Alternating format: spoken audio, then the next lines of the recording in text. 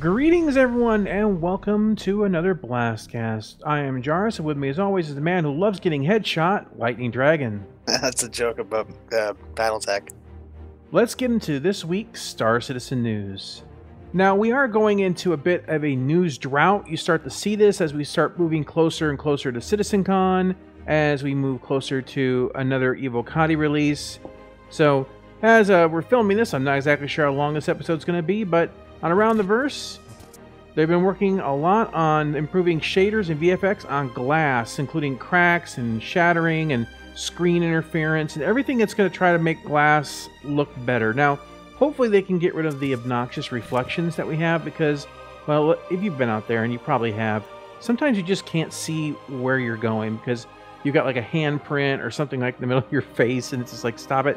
Our modern fighters nowadays, they have coatings on them that keep them from being scratched and all glared up, and hopefully we can finally be rid of that. But one of the things they showed us on this progression of wear and tear, it looks really scratched, and I don't know. We'll have to see how that works out, but as long as you don't have the reflective part on there, it'll make it a lot better, because, as I said, modern fighters, they've already dealt with that issue, and I'm sure we'll still have the technology 900 years in the future. And on that note, while they're working on glass and visuals and stuff, just remove headshots and pilot kills from the game, because no one likes that, and it's bullcrap. A little bleed over there, so to speak. No, I mean, like in general, like when we played, Arena Commander, right? I mean, the last time we played Arena Commander, I was flying around in a Hornet. I don't know if it was a Ghost or just a regular Hornet or whatever. You were at the outside view of my ship, and I got killed instantly, and you looked back on the recording afterwards, and you're like, yeah, that just went right through your ship, because there's no shield icons, and you can see here on your footage that you had full screens. It just went right through the shields, right through the cockpit, and just killed me. Yeah, it shot your character in the face. Yeah, that's not fun gameplay. Yeah, that'll be ironed out, I'm sure. Since they've expanded the crew in Squadron 42 on the Idris, they've actually went ahead and expanded the living quarters in the Idris as well. I wonder where they squeeze that in, because I thought they had the whole thing mapped out. But they need to go ahead and do that, because if I remember right, they nearly doubled the complement on that ship. It seemed too empty with what they had. They could have just gone from regular beds to bunk beds. Boom, double space. Yeah, but these look like individual pilot quarters, so... That doesn't sound military at all. Well, maybe there's a bunk bed in there. They showed them a bit, but they're not finished, apparently, so what these want to look like... Probably some more work on them to come. I don't know of like modern ships, but I remember there was a tour of I think it was a Russian submarine or something, and they were showing off. This is like the servicemen, the enlisted guys, the guys that don't have rank. This is their quarters, and especially just wherever a bed can be, it was on a submarine. It's like wherever they could place a mat, there was a place. There was guys that slept in the torpedo room, and then the officers, they had a shared area. But it wasn't a whole lot better, and the only person who had a really nice area was the captain. So if they're following any type of military standards, you'd expect to see very small quarters, bunk beds, things like that. I mean, an officer might get a desk, and they'd have to be probably pretty high ranking to get a desk. Yeah, it's a fair point. Because really, spaceships are just kind of like the submarines of space. Yeah, I mean, they kind of follow the naval traditions in most lore and other games and things. They're working on adding an ability to inspect your FPS weapon. So basically right now when you go to a cabinet and you pick it up, it kind of does this automatic animation where you look around the gun. They want you to be able to hold it in your hand and then actually kind of rotate your hand to look around at an item. Of course, this could be used for other things as well. If you have story missions and whatnot, it'd be interesting if you could pick up an object and turn it over. There might be a clue on it or something like that. I don't know. We've seen other games do that. A lot of those are walking simulators, but the mechanic is solid. The David Cage games do that a lot, where you can pick up an item and inspect it. And what was it, like Condemned Criminal Origins? Did they do something like that? They may have. I'm not sure. I've played that game, the first one, but I didn't get very far. It was a friend of mine brought it over and was like, you should play this game, and I think I played like the first level, and then it's like, oh, well, gotta go. It's like, okay, but that's been a thing in a lot of like detective games and things where you have to explore and examine things. Yeah, it could have a lot of interesting story applications, so we'll see what they do with it. Work continues on creating atmospheric effects for Squadron 42 locations like the Coil, Shubin Mining Station, and they showed us the gas clouds and the interior of the Shubin Mining Station. That was very impressive. That thing is huge. And knowing me, I'm going to fall off a platform and I'm going to die. That's what she said. How does that even work? Well, the thing is huge. Come on, get with the times. Jeez. I Old guess. Man. On to Reverse the Verse. This one was actually worth watching. It's Tracy time, basically. It's called It's Bender and Tracy Time. It is really entertaining. They talk about things like the container system, jumping to other systems, controller implementation, regarding remembering what kind of controller you have plugged in, and FPS animations, a ton of other tiny little game details. It was really entertaining, and if you normally skip Reverse the Verse, I highly recommend you watch it, because it was a lot of fun. It was pretty silly. One of the things that sticks out that I want to at least touch on, there was a thing about character creation. This isn't the thing. And they talked about, oh, we're going to, have long hair and it'll have like physics attached and stuff. And that's kind of like, for me, I go, well, that's kind of cool, but most people probably don't care. But the thing that stuck out to me in the thing I was watching, because I was also playing Battletech at the same time, because, dual screens. And they were talking about the Hull series ships, how they, were supposed to extend or whatever. Mm-hmm. Stretching physics grids. Yeah, basically they said flat out that we can't do that right now. Just that's the end of the story. So which explains why you don't see the Hull C is not coming out as quick as they thought it would. Yeah, but I mean the easiest thing around that would be to I don't know, just make it so they don't collapse.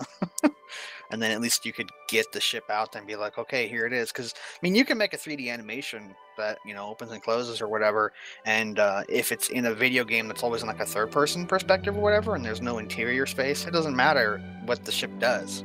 But when you have to put people inside of it, you have to have I like to refer it as like a walking texture. That's not maybe exactly what I used to call it, but that's kind of what it is. So basically, when you have terrain or whatever, it's just a visual thing, and you have to put another layer on that so that like a player's character can walk on this stuff. I mean, this is for all 3D games. I mean, even 2D games. So you have this invisible thing that is either in the same map or slightly lower, slightly above, or whatever. And so that has to be inside the entire ship. And if the ship changes and moves, that would have to move as well, or it'd get really buggy and probably destroy things. There's a lot of interesting applications, though, to stretching out the physics grid. Because, okay, let me give you an example.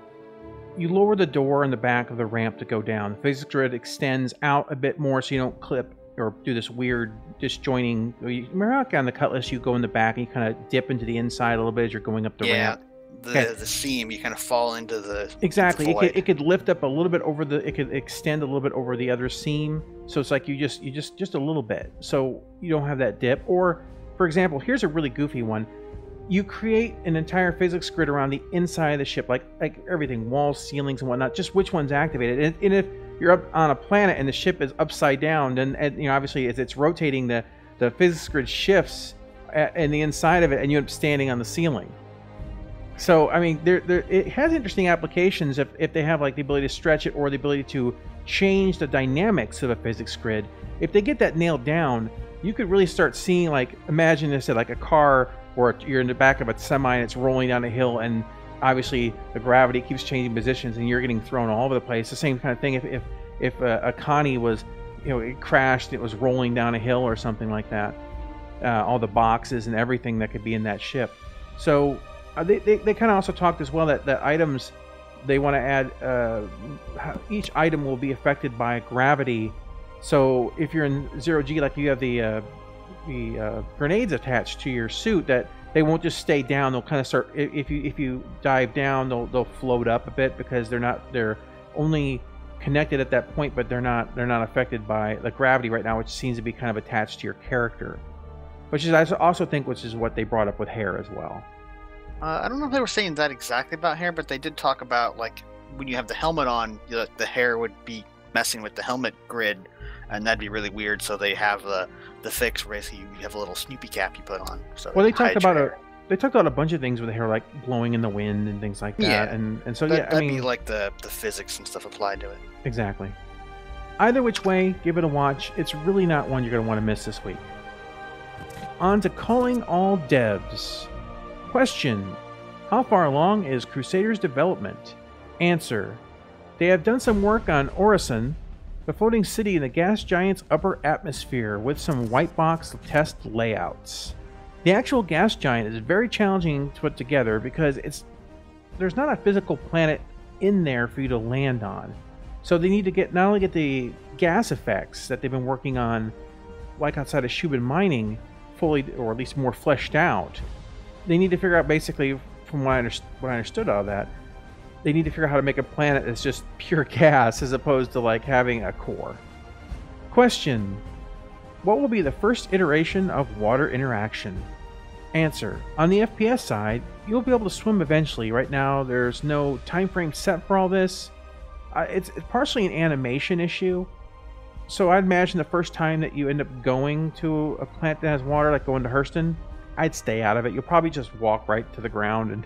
But, you know, a Crysis should have a swimming mechanic built into it by default.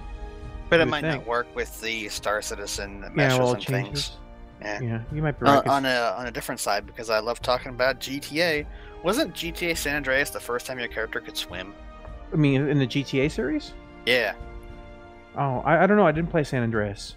Oh, what? Because I remember in GTA 3 or whatever, like when they first went over to the 3D world, everyone was so hyped about it. The excuse was like the character can't swim. They like said that in like a dialogue, and so it's like I can't swim. So that's the reason why you couldn't go into the water, is your player character would like drown. Didn't know that. At least if I remember correctly, that's what it was. Question: I want to leave Port Olisar and never return. You and me both, buddy. Can we get ship logouts right? Answer: right now, if you log out another station, you should respawn there. Bed logouts are still being hammered out, being that there's bugs in how they work. It's an ongoing process. So, in short, basically, just land at one of the other stations. You should log back in theory. Question: will we be able to ever scan the inside of our ships for intruders? The answer is radar scanning and ping are being worked on initially for things like mining, with a general direction and location of a resource. You'll be able to locate it. Eventually that system can be moved to detecting life forms with various levels of information, depending upon how many factors such as stealth armor or length of scan. And the scan inside of a ship could also be done possibly by the ship itself to check for intruders, kind of doing a ping or a more intense scan as more time, more energy, or whatever's put into it to give a more accurate reading. This sounds like a question born from the PU, with people just walking into your ships and you not knowing they're there, and then probably trying to murder you afterwards. Yeah, the problem when as you're in the PU is like, they get in your ship, you can't get them out, and then the second you cross the boundary where they can shoot you, they're going to shoot you. So you're like, I'm just going to land my ship, and I'm going to go ahead and just desummon it, and I'll try this again. Question: are there any short or long-term plans to put orbital markers above major landing zones so you can jump directly to the beginning of a standardized approach? Answer: they're considering having a mesh that creates dynamic approach points around a planet as opposed to the fixed ones they're currently using. Now, this mesh would scale up depending upon the size of the planet, and it could be used to also create an approach vector to better allow a more angled trajectory for landing. And this video that they showed really kind of showed this early mock-up model, and it looks great. It looks like a really good start as opposed to the way we have right now, which is pretty much just dive straight in. And maybe we can get rid of those really powerful retros. Never. Now, before I get into my last thing I want to talk about the state of the channel right now. I am, of course, going to keep doing the BlastCast every week. It's something that I like to follow Star Citizen. It's something I really want to see succeed. It's the reason of course, the channel exists. Yeah, well, I'm always going to be critical on things that I don't think that are going well, as you're about to hear. But I want to take a little bit of break from a lot of the standardized shows for a little while. Now, as far as shows go, I'm always going to do the BlastCast every week. And extra casts are basically shows where I play with other people. We play whatever game, whenever, And the playlist is games that I play solo, that I have a personal interest in. It could be something for my Steam list. It could be something in development. And I kind of want to bring the channel back to a more free flow thing. I've been trying to follow the schedule, and it's probably very doable if YouTube was a job, which I got enough money to not have an actual job. Trying to stick to that schedule is very tiring, and I feel that sometimes that kind of rigid schedule for right now, while it's something I eventually want to progress into, is killing the creativity that I would love to have on this channel, because I'm holding to a schedule and not to just making a video that I want to make because I want to make it. The BlastCast for a while is going to be the only standard show, and everything else is going to be by the titles whenever we want. And I feel that should free us up a little bit more to do more fun things. And you can let us know your thoughts about that down below. As I said, eventually I'd love to do a more standardized show, but between work and everything, and I'm exhausted, to be honest with you. What I wanted to get into is, on the 100 series of ships, they had the Q&A, the traditional one. And I think it was on the first one, they had a question, which was, how can a fighter be effective with 2 size 1 guns? And there was some rigmarole in there about missiles, but this is the part that interested me. We're also aware of the current weaknesses and lack of incentive to use size 1 weapons, and are looking into updates to make them more competitive choice without resorting to DPS creep. Lies and slander. They will never not do DPS creep. Well, even if they manage to not have DPS creep, they can't do it. And I'm going to go over this again for anyone. I know there's 1 or 2 devs that occasionally bump into my videos, because I've gotten a comment or 2 from them. Typically argumentative, but whatever. The reason you can't balance your weapons, and the reason the damage spread is so high, is while every game in the world either A, has unified control systems, or B, has different game modes or that don't interact with one another, like console versus PC, or War Thunder Arcade versus War Thunder Sim. When you have such a vast divergence on your control of game based upon the things sitting on your desk, because you didn't develop unified controls, you're not going to balance it. So your choices are at this point the following. Split the servers and create 2 different flight models, which is double the work, but that's kind of the road you're going on right now as an option. 2, make gimbals universal. Make it so stick users can use them. Make sure that mice users can use them, mouse relative users can use them, because they can't use them at all. And automate them with a deep and intelligent automation system that isn't just it's in front of you and it tracks and it hits them, okay? Because when I say automation, people just like to say, oh, that's just an easy automatic win. It's like, what do you think ESP is? ESP is an aimbot that they put on sticks to try to deal with the whole rapid turning and spinning that's been put in the game to accommodate for the rapid instant targeting that IM brings.